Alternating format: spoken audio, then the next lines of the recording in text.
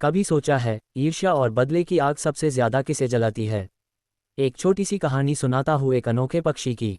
दो सिर वाला पक्षी। एक तालाब में भरण नाम का एक विचित्र पक्षी रहता था।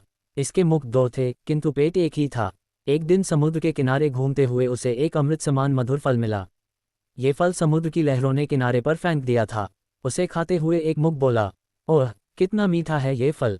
आज तक मैंने अनेक फल खाए, लेकिन इतना स्वाद कोई नहीं था। न जाने किस अमृत बेल का ये फल है। दूसरा मुख उससे वंचित रह गया था। उसने भी जब उसकी महिमा सुनी तो पहले मुख से कहा, मुझे भी थोड़ा सा चखने को दे दे। पहला मुख हंसकर बोला, तुझे क्या करना है? हमारा पेट तो एक ही है, उसमें वह चला ही गया है।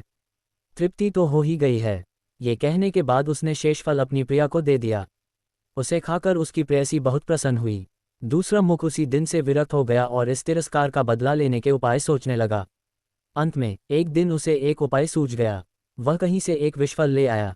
प्रथम मुख को दिखाते हुए उसने कहा, देख, ये विषफल मुझे मिला है, मैं इसे खाने लगा हूँ। प्रथम मुख ने रोकते हुए आग्रह किया, मूर्ख, ऐसा मत कर, इसके खाने से हम दोनों मर जाएंगे। द्वितीय मुख ने प्रथम मुख के निषेध करते करते अपने अपमान का बदला लेने के लिए विषफल खा लिया।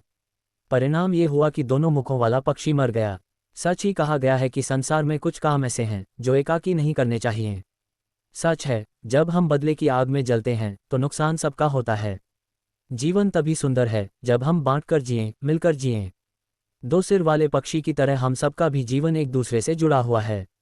जब हम स्वार्थ, ईर्ष्या या बदले की भावना से काम करते हैं तो उसका नुकसान केवल सामने वाले को ही नहीं, बल्कि स्वयं को भी होता है। सीख, परिवार, समाज या मित्रता में हम सबका भला एक साथ है, ये समझना जरूरी है।